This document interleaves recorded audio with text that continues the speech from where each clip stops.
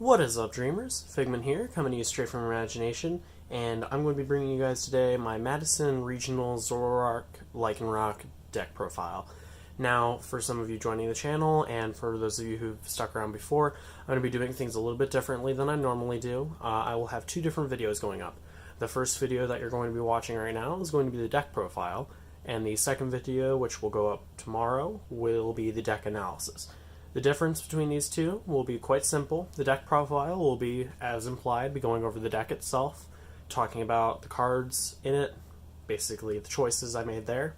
And then the deck analysis will be going over the deck's matchups against other types, and basically how the deck performed at the regional.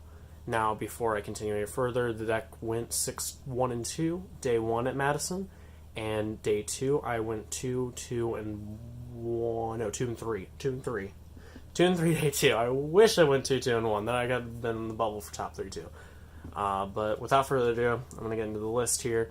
This is Zoroark. So, of course, a lot of the housekeeping stuff we're going to get out of the way immediately. You're on a 4-4 line of Zoroark in the list. This is very cookie cutter. If you're not playing a Zoroark deck right if you're playing more than or less than a 4-4 line of Zoroark. And I will stick by that until Tord comes out with some weird deck to prove me wrong. Of course, in this list, we're running a 2-2 Lycanroc, as opposed to some of the other variants out that are running like a 2-2 Persian line, or I've seen a 2-2 line of Silvally in some decks. It's just the choice we're making in this. And then we're also running a 2-2 Slowking line in the list. Now, 2-2 Slowking, that's for Charizard. We run 2 Tapu Lele GX in the deck for consistency. Then a couple of the 1-drop Pokemon. We play 1 Alolan Muck, 1 Ditto Prism Star to have access to evolve into our other Pokemon as well as the Muck, 1 Oranguru, 1 Marshadow, and that is all in terms of the Pokemon. Now for the deck list itself, 2-2 Lycanroc was the decision as opposed to a 2-3 line because we have access to that Ditto to act as a third Rockruff, and 9 times out of 10, the only matchups you're really going to need to have the Lycanroc in are going to be your Reshizard and Zoroark matchups. Many of the other matchups that you're going to see in the format right now, truthfully, you don't necessarily need a Lycanroc on board for. And all it really acts for at that point is for the ability, and usually you only need 1 Bloodthirsty Eyes in order to really get yourself ahead in the game. Now, the 2-2 Slowking line, that is predominantly for the Blounds matchup for basically every fire deck in the format. Slowking has very powerful, in terms of hitting damage, it's very powerful and being able to one-shot a Blounds on the field. Attaching a single choice band with a triple acceleration energy allows the Slowking in order to hit that nice 90 damage times 2, hits the 180, and trades a nice 1-prizer for 2. Another Pokemon in the deck here is the Marshadow. Now, as opposed to a Persian list that benefits from it being discarded, this list does not run any stadiums. Now, of course, Resetting Hole has the ability. It allows you to basically discard it from the bench and get rid of a stadium in play. This is your main way of getting rid of Prism Star stadiums if they come out into the field, such as like Heat Factory and just any other stadiums you could really run into. But the other utility that I really found out of Marshadow was the attack. Now, the attack Red Knuckles for single energy does 10 damage, nothing really special, right? Psychic Pokemon, you can smack a Jirachi for negative 10 damage. Sounds great. But the real utility in it comes from its ability to do 60 more damage to an Ultra Beast Pokemon. Now, as we saw from Madison Regionals, we saw Blounds win the regional championships, and Blounds, for those of you who don't know, is Blacephalon with Naganadel. With a single energy on Marshadow, you can use Lycanroc to bring up a bench Naganadel or Poipole, and get a free knockout with a Marshadow for a single energy. Now, of course, it'll most likely be knocked out the turn immediately after, but that gives you another way to slow down Blounds decks from getting recovery in terms of energy from their discard pile, and allows you to take free 1-prize knockouts on other Pokemon.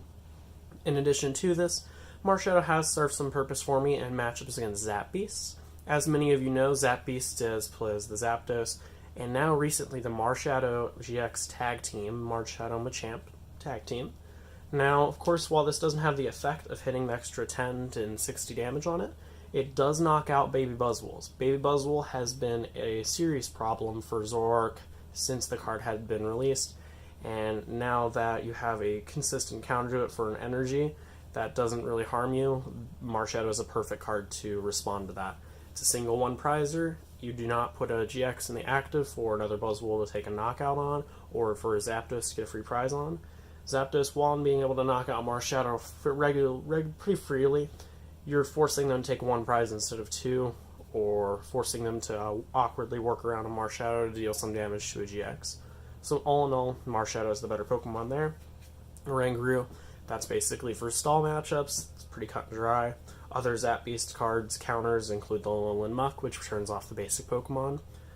Other matchups you might see that useful in would be matchups like Bulbasaur. If you go first, your first turn, you draw a lot of cards. They don't seem to draw a lot, but you can evolve into a Muck to prevent them from let loosing you.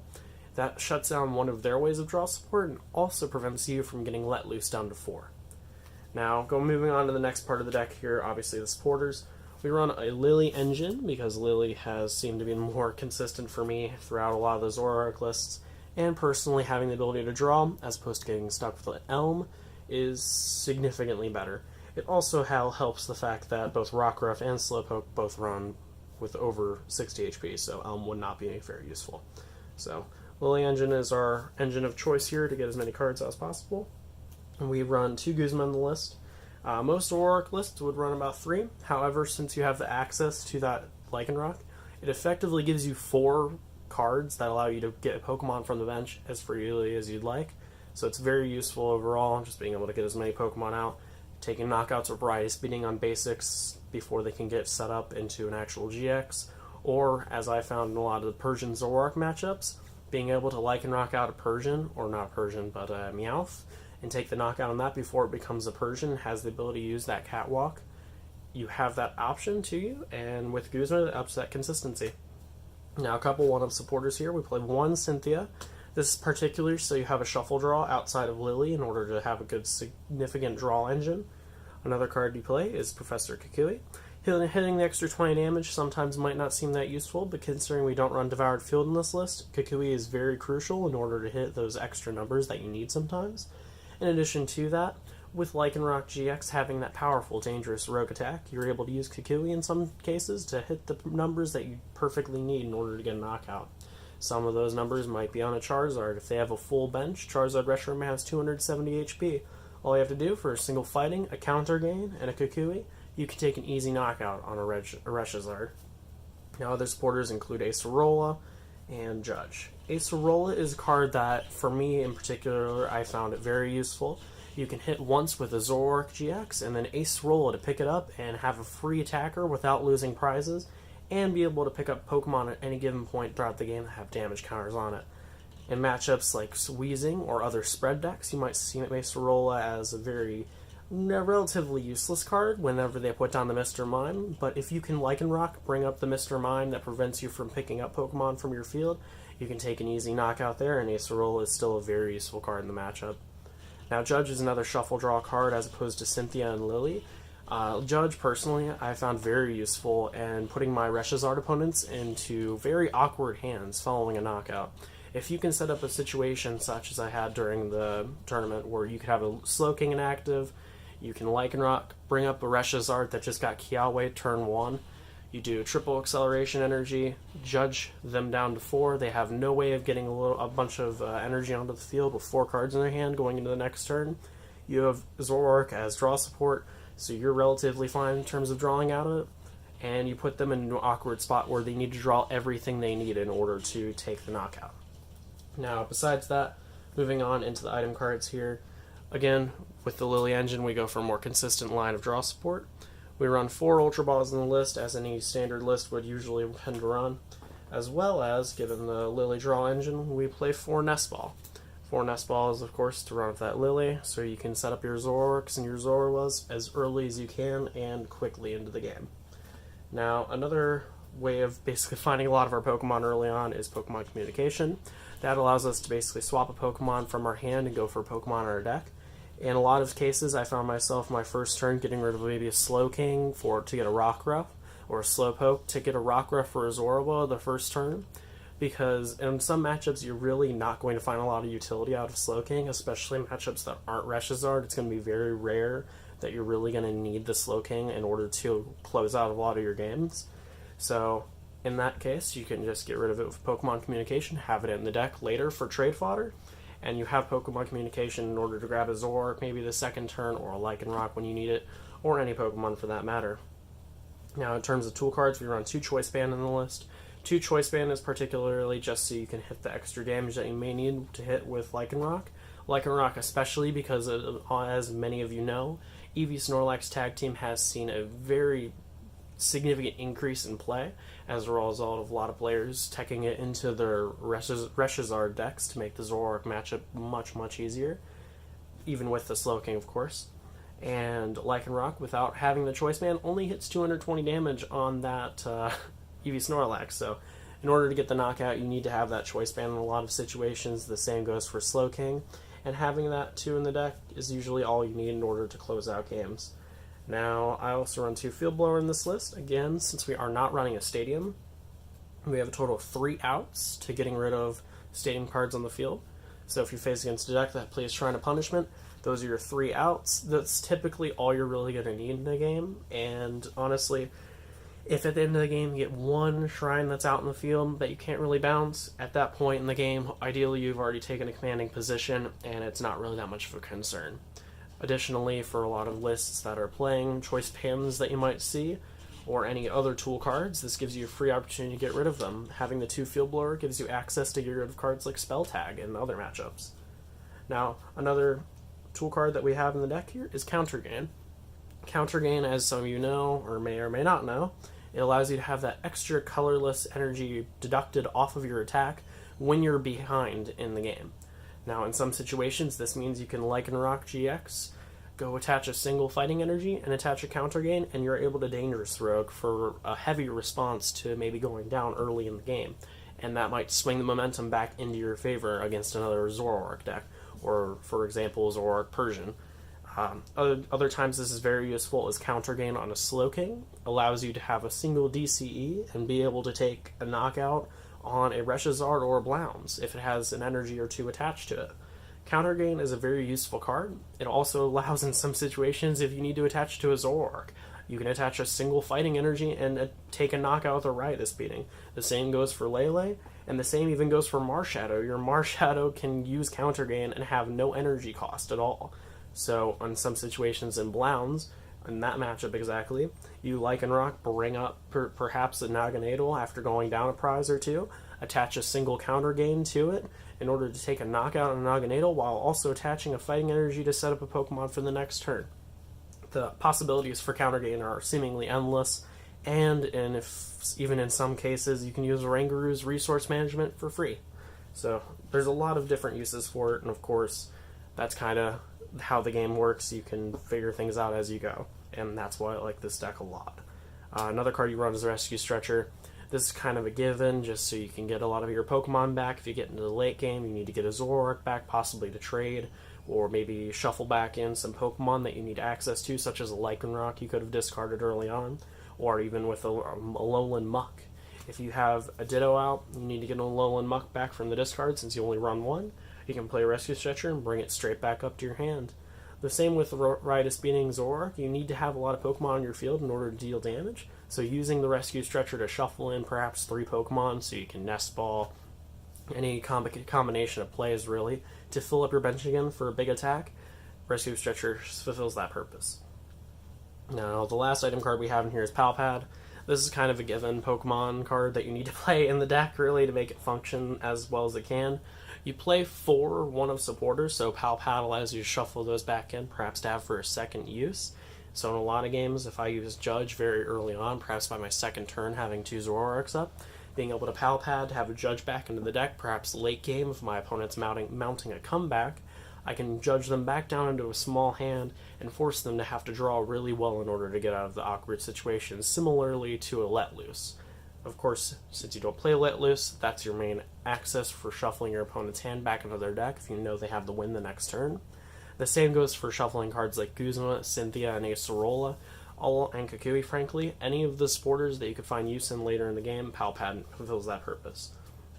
Now, in terms of energy for the deck, you play 4 fighting energy. This is primarily just due to consistency, so you need to be able to make sure you can get a fighting energy attached, usually your turn 1 of every single game. Being able to attach to a Rockruff, to be able to have access to a Claw Slash, maybe perhaps knocking out a Zoroark or anything for that second turn is crucial. Additionally, if you're facing a matchup, you know it's a Reshizard matchup, and you want to put a Slowpoke out your turn 1, you can attach a single fighting energy to it, so now your second turn, as opposed to maybe using a dangerous rogue, you would have access to having a Slowking by just attaching a single DCE. So there's a lot of use there, and speaking of DCE, run 4 of those. Again, consistency purpose, you need to have as many energies as possible to get access to. And lastly, triple acceleration energy. I'm kind of covering with some cards in here. Ideally, you can see them all as I went over a lot of them. But the triple acceleration energy really only is in the deck for Slowking, so I feel like running more than 2 is kind of pointless. It can be used for the Zoroark GX, but very rarely are you going to need to attach to it to get a desperate attack off. However, it does serve purpose in some cases with a Lycanroc. When you don't get the DCE, you just attach the triple acceleration when you need it. Now, personally, some people have told me that they would up to a 3rd triple acceleration. There's a lot of changes that could be made. A lot of your flex cards could come from that extra fighting energy. You have the Marshadow here, the Counter Gain, the Oranguru. A lot of tech cards in the deck, a lot of your one-up supporters are flex spots. So if you're looking to change the deck for yourself, those are a lot of different ideas you could take into account. And just be aware that this deck list is very flexible. The only cards I would consider crucial or an absolute necessity to the deck would be both the Zoroark and the Slowking line, at least one Lele, the Ditto, and some of the energy, and then the rest of your Lily engine. Otherwise, a lot of the deck has a lot of flexibility in what cards you can or cannot play in it. Of course, this has been the deck profile. This is the deck I played at Madison Regionals. I ended up finishing 36th at the tournament. I would personally say that the deck could be piloted to a better finish. I had this is my first tournament actively in about 4 months, so this is obviously one of my first tournaments back in the game, not a lot of practice, and I feel now with a little more practice I could perform better with the deck. But of course, this is the deck profile. Stay tuned and subscribe to the channel if you're new. If you guys want to see the deck analysis tomorrow, I'll have a similar layout to this, but I'll be going in depth about each round, what I faced, how the matchup went, and or not necessarily secret techniques, but different ways that you can play around harder matchups. And with that being said, I don't really have much else to say. A big shout out, honestly, I meant to do it in the vlog, but a big shout out to a lot of my friends who were supporting me throughout the weekend. You all know who you are. You guys are awesome, and I really appreciate you guys being here for Madison. And stay tuned, guys. If you guys haven't checked out the vlogs, go check those out. Those links will be in the description down below. As well as another thank you to my sponsor, Queen City Gaming. If you guys want to go check them out, queencitygaming.com. You can get a lot of your latest TCG merch. And we are actually starting to sell a lot more singles now. So if you guys are looking for some singles to finish out some of your deck lists, possibly preparing for some of the bigger events like Origins and Nationals coming up, feel free to check out the store. As always, that link, too, will be in the description below. And thank you guys for watching, and keep on dreaming.